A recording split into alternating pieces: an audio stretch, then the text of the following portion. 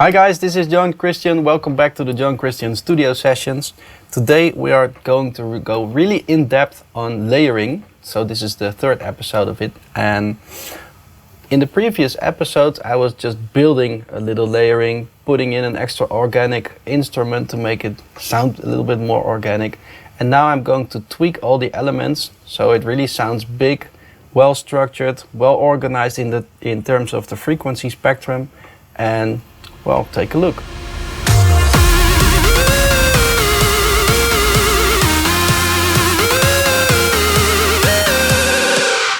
Okay, so for all the layering examples we were having this hit song. And we have organized the frequency spectrums and everything is there. But now it's getting special because we really have to tweak all those sounds. So it's not only correct at what I'm doing, but it's also making sense and, well, towards making a hit. There should be some creativity in there. And what I do also to create a very loud master, because we really want to have that in the dance music industry, is to cut off some dynamics here first. And I know a lot of guys are using limiters and compressors here, but I'm really an old-fashioned guy and I really prefer the real analog style compression if I want to compress. So I try to avoid to do some compression here because it's just killing the sound too much, in my opinion. And therefore I'm using an overdrive to create the pressure in a different way, and there is really an extra advantage in there because it really kills some of the dynamics of every sound. So if you do that on all the instruments, it's easier to make a loud master. This is how I do that. Just use the overdrive plugin from Logic and I play one of the layers on solo.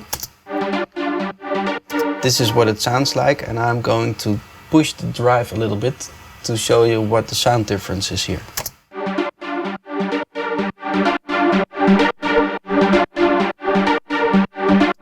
Stop just before the point where it's really distorting, because a little bit of distortion is the reason why you use overdrive normally. But if you are just going to the point that it's not really distorting, then it's really giving a good pressure effect here. If I just bypass it, this is the sound and this is what's happening. Oh wait, buffer size. And if you go to the meters, which is here, you can see what's happening. It's really tight, like you're using a limiter, but you're not. So also the sound is not damaged. Even the sound is better, in my opinion. So that's the reason why I use an overdrive for that. And obviously I'm going to copy that to all the other channels to make this package. As you can see in the meters, they are really tight, like limited, but they're not, once again. This is what it looks like, and also what it sounds like. So that's when it comes to overdriving. One extra thing is that I use a reverb to make the sound even bigger, but then not as a usual reverb, because then it's an effect. I use it as an instrument. And this is how I do that. I create an extra bus, let's say bus 12. I call it reverb. And to be honest, also here I prefer the real stuff, the real hardware stuff like Lexicon, Bricasti, Eventide or that kind of brands. But to be honest, there is really one plugin inside of Logic which is having just one preset that fits my wishes for reverbing, and it's the Space Designer, and then go to large spaces, halls, and then the 3.1 bright hall. To be honest, that's really the only preset that I do love and is really useful.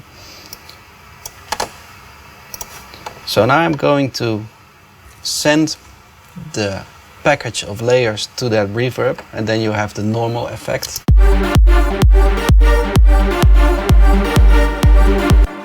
that is what it sounds like. And what I do now is treat it as an instrument. So I use an equalizer to say, okay, we don't need that lower frequencies until this point.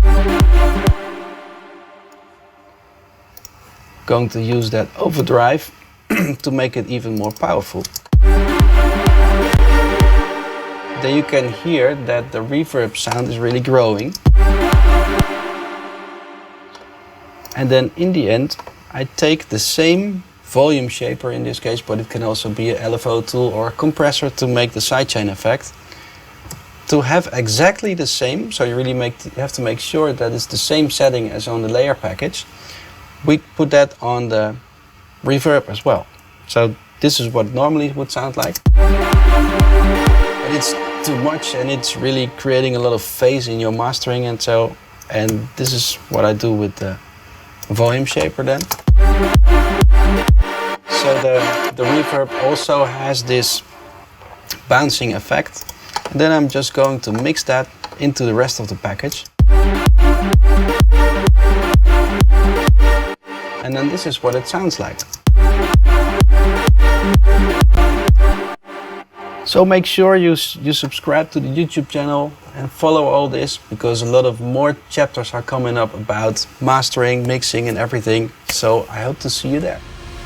If you have any question about this chapter or maybe another, just go to my facebook.com/DJ John Christian and leave your comments there.